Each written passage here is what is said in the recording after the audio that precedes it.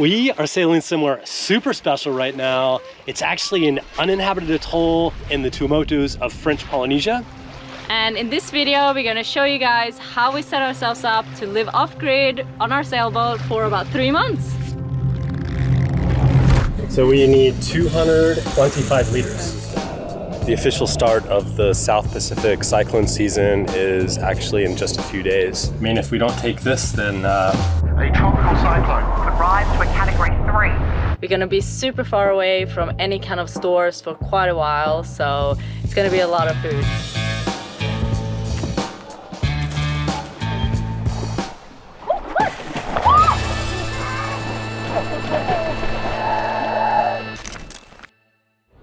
God, look at this place. It's just another beautiful morning. I'm really gonna miss it.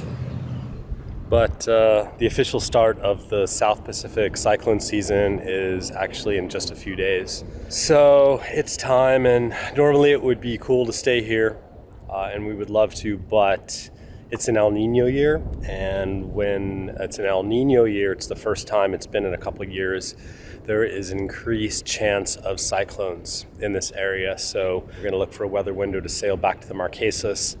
The Marquesas are known as like a kind of cyclone-free, safe haven. So we're gonna be spending the season there. All right, step one, top off with fuel, enough to last us for like the next probably 4 or 5 months. Steady hands, Candace. We're doing good. So we need 225 liters. And all the jugs in there are topped All the up. jugs are full, and then we're going to fill up dinghy fuel as well.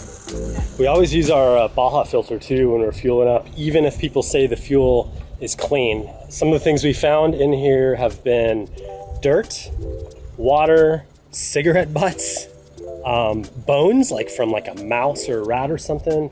Out of those. Eggshells. Oh, eggshells? Eggshells. How did eggshells get in there? I don't know, bugs. Somebody maybe ate an egg. I always use it, and we've had almost no clogged filters on the trip. It's a little bit slower to fill it, but it'll save you a ton of hassles if you're out and getting dirty fuel. Yeah. All right, we're almost there. So it looks like since last time we filled up, which is about 3 months, we've used about 220 liters of fuel for a total cost 33,000 francs, which is just over $300 US. It's only about $100 a month for diesel fuel. It's not bad, right? And then dinghy fuel, about 100 liters a month. We're half full. So we actually use more in the dinghy than we do in the big boat these days, just because we're really running the generator a lot less because of the new solar panels. So now that the deck is pretty much full with all the solar panels, we often can go weeks at a time without running the generator. This is interesting because we're a visiting boat, we get fuel duty free, which saves us almost 40%, which is huge. And so I think that puts our monthly diesel cost at under $100 a month. So total for dinghy fuel and diesel for the boat was about $340 US. Oh. Now we're good for months. Okay, let's pay. And then we'll be on to the next step, which is Food. food, provisioning, Food. beer. Step number 2 is to provision up the boat with enough food to last us for about 3 months. We're gonna be super far away from any kind of stores for quite a while, so it's gonna be a lot of food.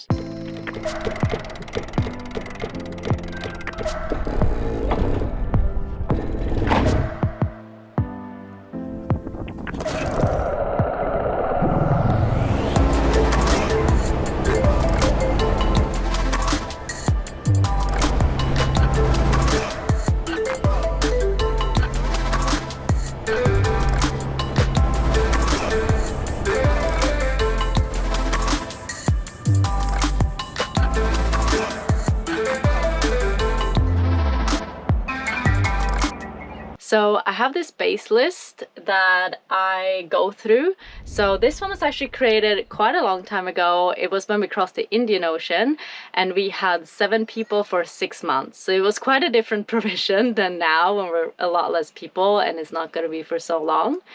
But it's amazing to have it all there, so I don't have to like think about all the quantities, and I just adjust them and look what we need now.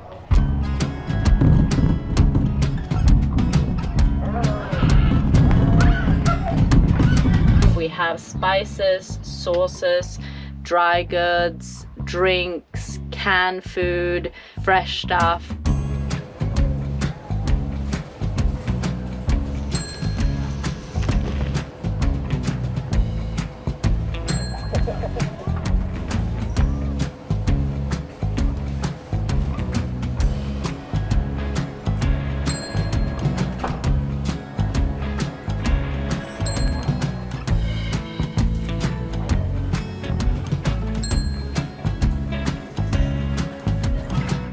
Look what I got. Look at the size of this thing. I know. It's literally as big as your head. Yeah, I love the fruit here in French Polynesia, and particularly this one. I've never seen these anywhere else in the world. It's called a pamplemousse, and it's basically a super sweet grapefruit. So if you like grapefruit like me, this is heaven.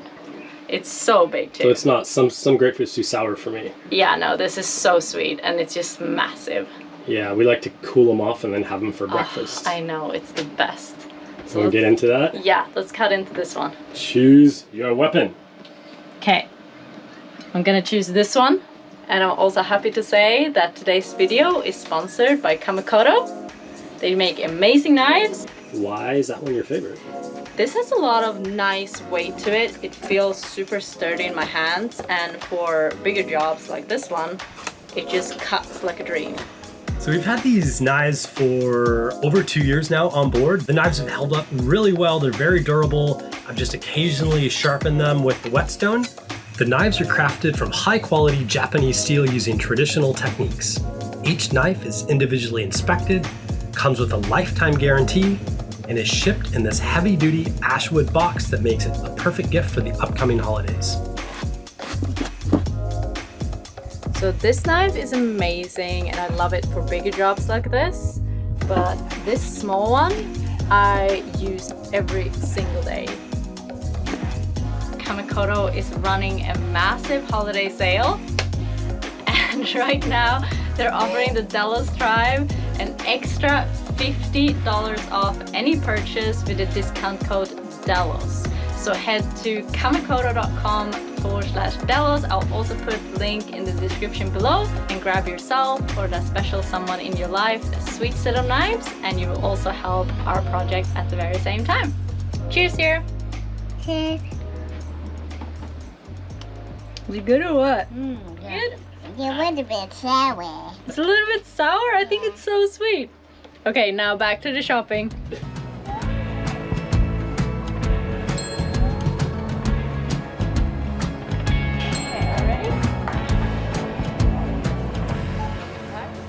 Yes, please. You're the best packer ever.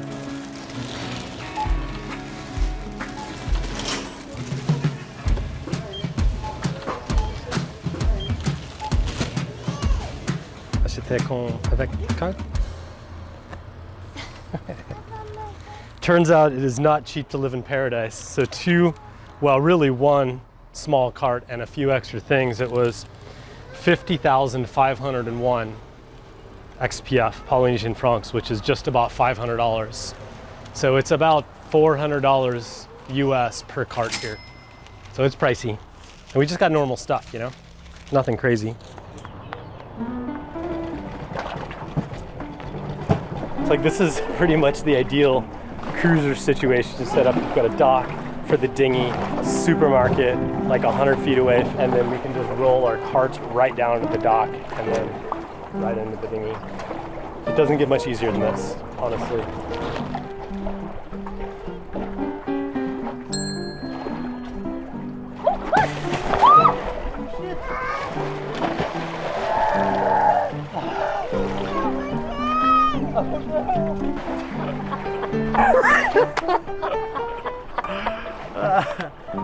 It's so easy here on the dock. It's sound free, that's always cruising. Just as soon as you get comfortable, it comes in and like knocks you right in the ass. I don't know if we caught that.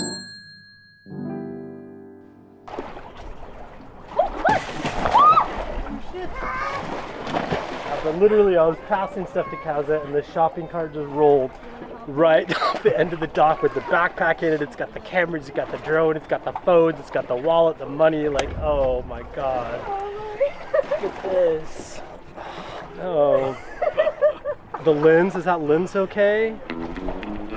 After our less than glamorous debut on CNBC, we took a very full Maggie back and started the tedious task of storing our huge haul of provisions that should last us for the next 3 to 4 months. All right, these are vegetables. We're working our way through it. Milk, pasta. That is a significant amount of cheese. So much cheese. This is the leaning shower of cheese. fromage. This whole bag is just coconut. That's a really good kind We though. bought a giant jug of olive oil. Sierra picked this Look one at that. early on. Oh, Sierra grabbed some olives. Applesauce. That's for smoothies. Yeah, for We Sierra. went nuts on nuts. I might have gone a Muesli. little bit overboard on the You went overboard on something with on the food? tea. Kaza can live on tea and Coke. And applesauce. The big question, will it all fit? Delos will always fit everything. I think we just got a lot of things in one go. Like a lot of pasta, a lot of drinks, like a lot of flour. And usually a lot I of do like bulkers. one dry provision and then I used to do the fresh stuff. But this time we were just like, let's just get all of it because we only had one day. So much food. So this is our second kind of food run that we're gonna do before heading out, and it's been a haul today. Oh my god, look at that. I can't even sit inside the dinghy anymore.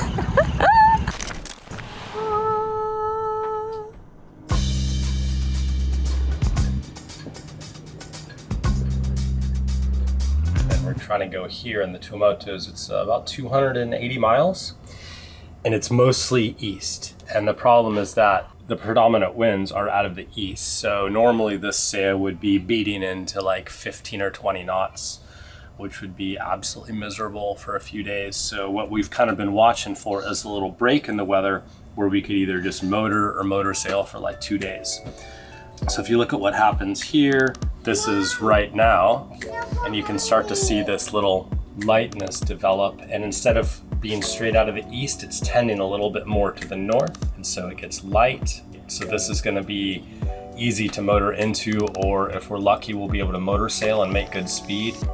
And then the idea is to get there before this front catches us or before these easterlies fill in. See how they start to fill in right at the end there? I think it looks good to go. I mean, it's not an amazing, ideal downwind passage. We're probably gonna be motoring quite a bit. Max wind 11 knots. So it's gonna be very light winds out there, which is exactly what we want for going east. I mean, if we don't take this, then it could be weeks before another one comes through. It's just been blowing solid easterly, and these breaks don't come very often. So we're gonna take advantage of it, take in the last trash, and then we're off. We're off. We're going off grid for a while. Packaging is kind of challenging. It usually has a lot of plastic and stuff, so we you know, take away all the plastics and all the kind of packaging and just like take all the stuff out and throw that away here in port where we have a trash bin, because otherwise when we're out in islands we don't have any trash bins, so then we have to store it all on the boat. Oh, you know what I forgot to talk about? No? Cleaning the bottom. I actually went down because it had been, what, 6 weeks or something since we gave the bottom a proper clean. So this time I used the Nemo power tool. It literally cuts the time to clean the bottom either in half or in maybe a third, which is awesome. So we got a clean bottom, and we're fueled up, we're ready to go.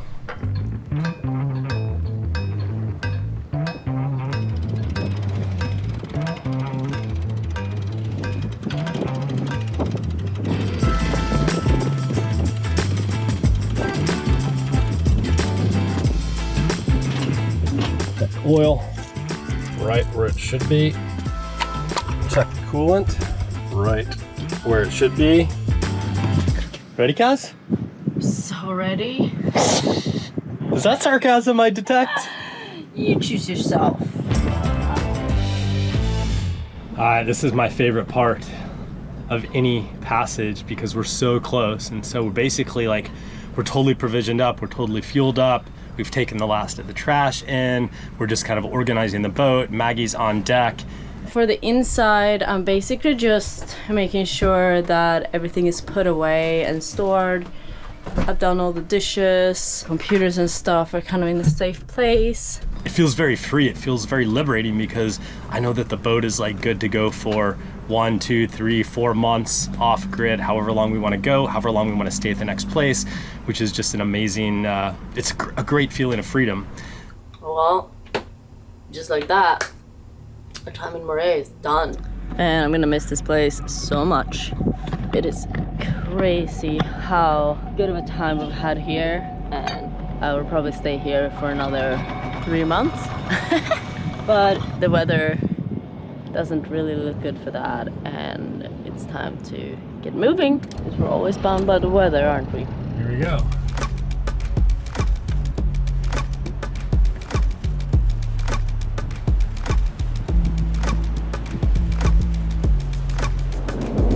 It's ripping, look at that.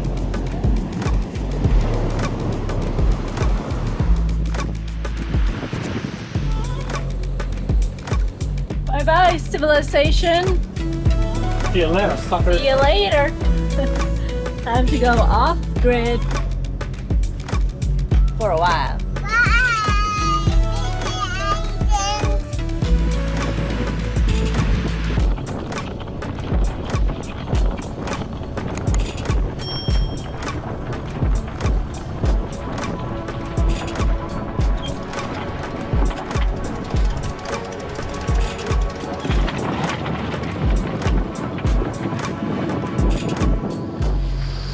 Bright moon tonight.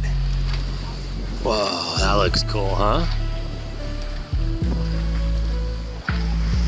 We're having a pretty nice little sail, actually. Yeah. I didn't think we'd be able to sail, but here we are for the last couple hours. We're sort of on course. Our sailing excitement was short-lived, though, and after a blissful few hours of sailing, we found ourselves bobbing around, creaking and going nowhere very slowly, which, given the forecast, was exactly the type of winds we were expecting. The wind has basically become pretty much nothing.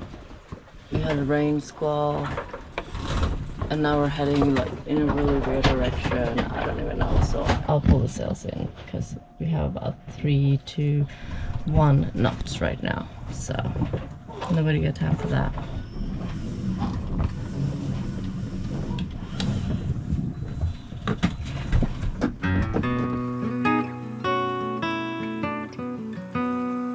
We're going 1 knot. Yeah, we should probably motor sail.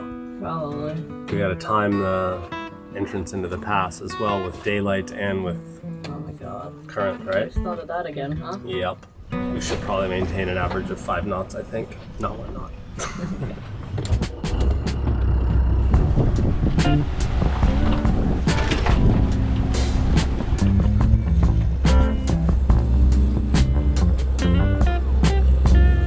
It's been a pretty slow day today. We turned on the engine this morning and yeah, not much have changed.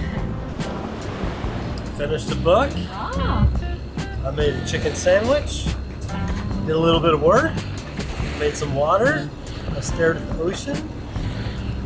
It's a pretty full day. How far do we have left? 128.2 miles. So we should be there tomorrow, huh? ETA between 11 and 12 in the morning. Perfect. Slack tide is at 1:40 in the afternoon. Because we've heard that this pass can be pretty gnarly.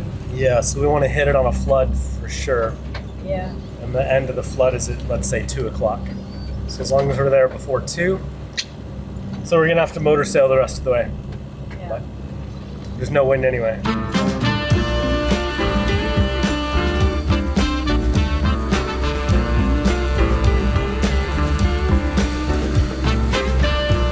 You can see it over there.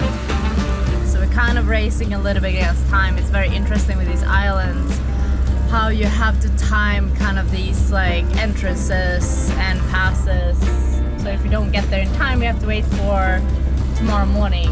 So we don't want to do that. Our ETA is 1:30. So we're cutting it close. Whoa. Got the pedal down. It's not seeing it right out here.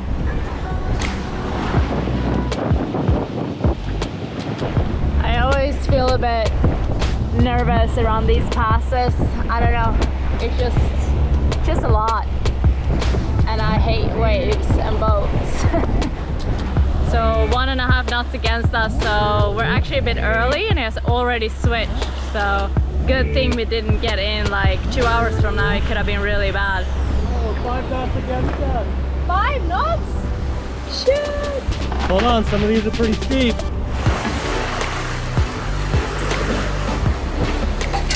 4 knots against us, huh? Some of these are pretty steep. We're going 7.6 knots through the water. 3 knots against us. Whoa! 4 knots against us.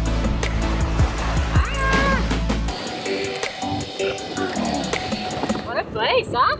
Yeah, looks great. So beautiful. Even though we've done this dozens, if not hundreds of times at this point, setting off on a new adventure still thrills us like you wouldn't believe. It's a giddy feeling full of excitement and endless possibilities.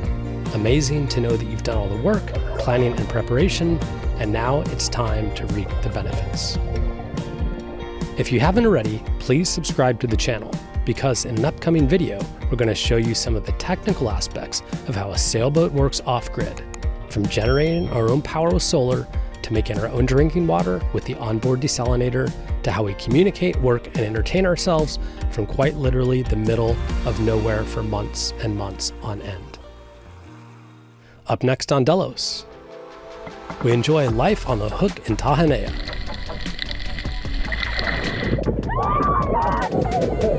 Brian, it looks like we don't need to get any more wood. We run aground and get stuck on the bottom for a while, Like the whole back of the keel is buried. and say goodbye to our friends Warren and Erica from We Sail, Bye, friends! leaving us all alone in our little spot of paradise.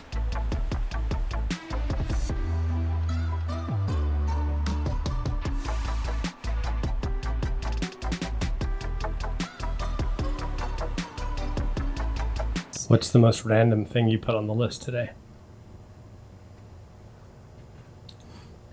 Deploying second ball. Deploy second ball. Can you say it? Yup. Hard word. Yeah. Deploy second. Bye-bye. What? Woohoo!